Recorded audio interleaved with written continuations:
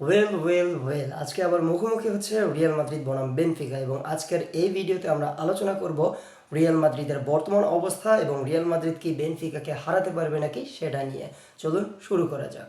প্রথমেই আসা যাক রিয়াল মাদ্রিদে যে চেঞ্জ করার ট্রাই করেছিল রিয়াল মাদ্রিদের ম্যানেজমেন্ট, সেটা কি হয়েছে কিনা।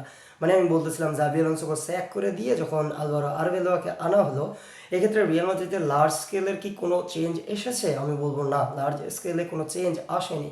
শুধুমাত্র একটা বিষয় হয়েছে যে আমরা ভিনিসিয়াস জুনিয়রকে প্রায় হারিয়েই ফেলেছিলাম, সেই ভিনিসিয়াস জুনিয়র এখন বর্তমানে পারফর্ম করতেছে। এছাড়া রিয়াল মাদ্রিদের কোনো চেঞ্জ আসেনি।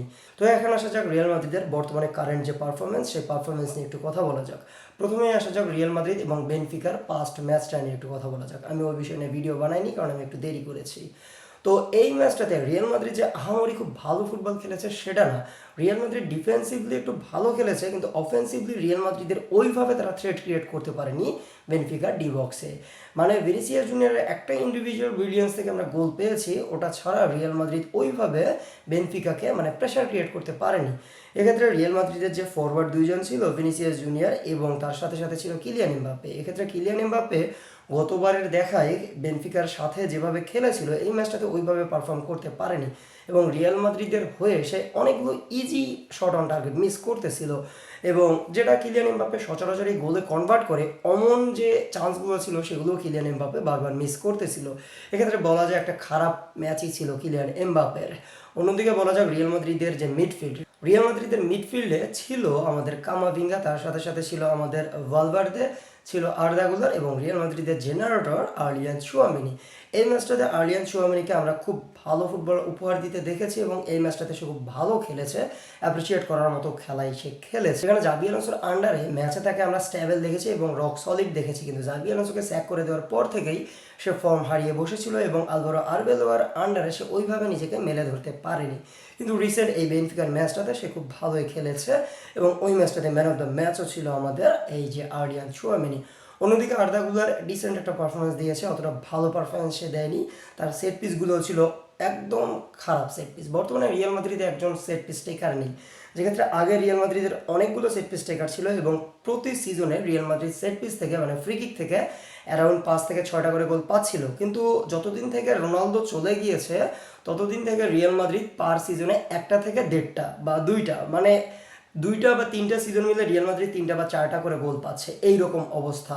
এই জন্য আমার মনে হয় রিয়াল মাদ্রিদের একজন সেট পিস টেকার অনেক বেশি দরকার। এক্ষেত্রে আপনারা সোবোসলাইজ বা ডিক্লান রাইসের নাম সাজেস্ট করতে পারেন, সেক্ষেত্রে ওই বিষয়টা আলাদা। এক্ষেত্রে বলবো রিয়াল মাদ্রিদের যে এই যে মিডফিল্ডগুলো নামানো হয়েছিল, এদেরকে নামানো হয়েছিল রিয়াল মাদ্রিদের ডিফেন্স লাইনে একটু বেশি হেল্প করার জন্য।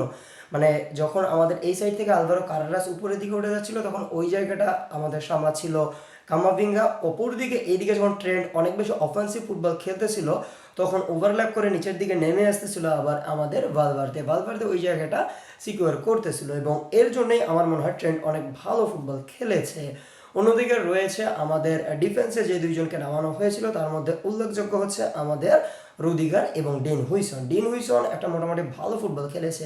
ডিন হুইসন অনেক ভালো মানের একজন খেলোয়াড়, কিন্তু রিয়াল মাদ্রিদে এসে তার কনফিডেন্স ওইভাবে গ্রো করতেছে না। মানে রিয়াল মাদ্রিদের লেভেলে কনফিডেন্স তার এখন পর্যন্ত গ্রো করেনি এবং অনেকগুলো ম্যাচে সে সিলি মিস্টেক করে এবং তার পরবর্তীতে সে ঘাবড়ে যায় এবং সেই মিস্টেকগুলো আবার রিপিট করতে থাকে এবং এই জন্য কোনো কোনো ম্যাচে সে খুব খারাপ ফুটবল আমাদেরকে উপহার দেয়। এখন আসা যাক ওসাসুনার বিপরীতে রিয়াল মাদ্রিদ খুব খারাপ ফুটবল খেলেছে, এটা আপনাদেরকে মানতেই হবে। আমার মনে হচ্ছিল আমি কোনো ডাস্টবিন দেখতেছি, লিটারালি এইরকম ফুটবলই তারা খেলেছে। যেক্ষেত্রে স্টার্টিং 11 দেখেই আমার মাথা পুরোপুরি ঘুরে গিয়েছিল, যেক্ষেত্রে আলাবা বিন লাদেন ছিল, তার পাশাপাশি ছিল আমাদের রাউল অ্যাসেন্সিও, গরিবের রামোস বলি আমরা যাকে, তার পাশাপাশি ড্যানি কারভাখালকে বারবার কুক করতেছিল আমাদেরই লা ফেব্রিকার প্লেয়ার ভিক্টর মুনিয়েস। সে বারবার ড্যানি কারভাখালকে অকওয়ার্ড পজিশনে ফেলে দিচ্ছিল এবং সেক্ষেত্রে আপনারা বলতে পারেন ট্রেন্ড থাকলে আরও হয়তো খারাপ হইতো না। ট্রেন্ড থাকলে ট্রেন্ড একটু উপরের দিকে খেলতো এবং তার যে পাসিং অ্যাকুরেসি রয়েছে সেটা দ্বারা সে রিলিফ পাইতো এবং তাকে সাপোর্ট করতো ভালভার্দে। কিন্তু ড্যানি কারভাখালের ক্ষেত্রে হয়েছে কি,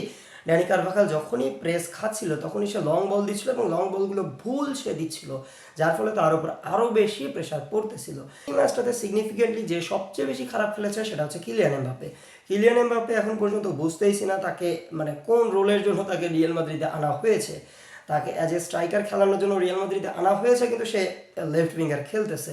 এক্ষেত্রে আমি কিলিয়ান এমবাপ্পে দোষ দিব না, কারণ কিলিয়ান এমবাপ্পে একজন লেফট উইঙ্গার এবং স্বভাবতই সে লেফটের দিকে চেপে যাবে এবং অনেক পজিশনে আমরা এটাই দেখতেছিলাম যে সে লেফটে যাচ্ছে এবং তার পিছনে ভিনিসিয়াস জুনিয়র। এক্ষেত্রে আর্দা গুলার দ্বিধাদ্বন্দ্বে পড়ে যাচ্ছিল যে সে কাকে বলটা পাস করে দিবে। অন্যদিকে ভিনিসিয়াস জুনিয়র অনেকগুলো ভালো ভালো বল ক্রস করতেছিল, কামাভিঙ্গা অনেকগুলো ভালো ভালো বল ক্রস করতেছিল, কিন্তু ওই টাইমে আমাদের একজন স্ট্রাইকার প্রয়োজন, কিন্তু কিলিয়ান এমবাপ্পে ওই জায়গায় না থেকে সে মিডফিল্ডে নেমে আসতেছিল এবং যার ফলে রিয়াল মাদ্রিদ এত বেশি স্ট্রাগল করেছে এই ম্যাচটাতে।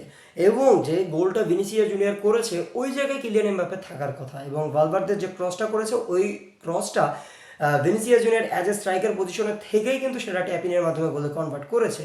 এবং কিলিয়ান এমবাপ্পের এই সকল মিস্টেকের কারণে আমার মনে হয় রিয়াল মাদ্রিদ অনেক বেশি স্ট্রাগল করতেছে। কিলিয়ান এমবাপ্পে অনেক বড় বড় ম্যাচগুলোতে চলে, তার কারণ কি অনেক বড় বড় যে টিমগুলো খেলে সেই টিমগুলো প্রেস করতে চায় এবং যার ফলে তাদের ডিফেন্স লাইন অনেক বেশি উপরের দিকে উঠে যায়।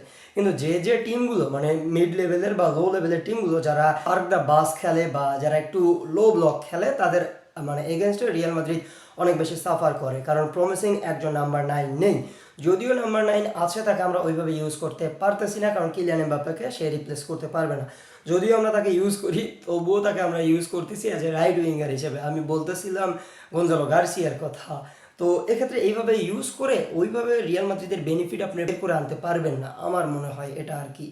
এখন আসা যাক বেনফিকার এই ম্যাচটা নিয়ে, যে ম্যাচটা আজকে রাতে হবে। এই ম্যাচটাতে রিয়াল মাদ্রিদ একটু অ্যাডভান্টেজ পাবে, কারণ আমাদের যে স্পেশাল ওয়ান সেই স্পেশাল ওয়ান ডাগ আউটে থাকতে পারবেন না, এবং স্পেশাল ওয়ান ডাগ আউটে থাকলে একটা মানে এক্সট্রা প্রেশার ক্রিয়েট হয় বা তাদের প্লেয়ার একটু বেশি মোটিভেট হয়, এবং এর ফলে আমার মনে হয় রিয়াল মাদ্রিদ খুব ভালোই করবে। তার পাশাপাশি রিয়াল মাদ্রিদের ফ্যানদের যে সাপোর্ট রয়েছে, গত ম্যাচটাতে ভিনিসিয়াস জুনিয়রের উপরে যা গিয়েছে ওই বিষয়টা নিয়ে কথা নাই বলি, তো এক্ষেত্রে রিয়াল মাদ্রিদের ফ্যানরা এই ম্যাচটাতে ভিনিসিয়াস জুনিয়র বা রিয়াল মাদ্রিদের পুরো স্কোয়াডকে একদম একতরফাভাবে সাপোর্ট করবে এবং হেল বানিয়ে ফেলবে বেনফিকার প্লেয়ারদের জন্য। এবং আমার মনে হয় এই ম্যাচটা রিয়াল মাদ্রিদ খুব ভালোই খেলবে।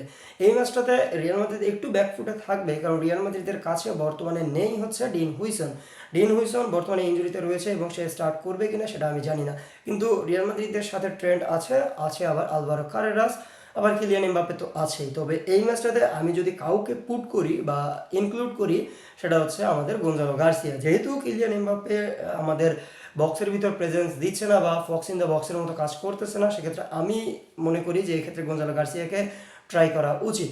তো আই গেস আমার মনে হয় এই ম্যাচটাতে striker as a Gonzalo Garcia এবং left winger as a Vinicius Junior, এবং মিডফিল্ডে আমি যাব আমাদের ভালভার্দের সাথে, তারপর যাব আর্দা গুলার এবং আমি চুয়ামেনির সাথে যাব, এবং ডিফেন্সে যেহেতু আমাদের এক্ষেত্রে আমি ডিন হুইসনকে পাবো না, সেক্ষেত্রে আলাবা বা আপনি এক্ষেত্রে রাউল এসেন্সিও যে কোনো একজনকে স্টার্ট করালেই হয়। আমি আলাবাকে একটু এগিয়ে রাখবো, কারণ এক্সপিরিয়েন্সের একটা বিষয় রয়েছে, এবং আমাদের গোলবারেতে রয়েছে থিবো কর্তোয়াকে নিয়ে নাই বলি, থিবো কর্তোয়াই আমার মনে হচ্ছে কিলিয়ান এমবাপ্পের পর যদি কেউ রিয়াল মাদ্রিদ টাইপের পারফরমেন্স দিচ্ছে সেটা হচ্ছে থিবো কর্তোয়া। আপনাদের কি মনে হয় কমেন্ট বক্সে অবশ্যই জানিয়ে দিবেন, এবং এই ম্যাচটা রিয়াল মাদ্রিদকে জিততে পারবে, এবং যদি জিততে পারে তাহলে স্কোর বোর্ডটা কত হবে সেটাও জানিয়ে দিবেন। আমার ক্ষেত্রে যদি বলেন আমি বলবো 3-1 ফর রিয়াল মাদ্রিদ। তো দেখা হচ্ছে অন্য কোনো ভিডিওতে, ততক্ষণ পর্যন্ত সাথে থাকবেন। জাস্টিস ফর হাদি। আসসালামু আলাইকুম। হালা মাদ্রিদ সু।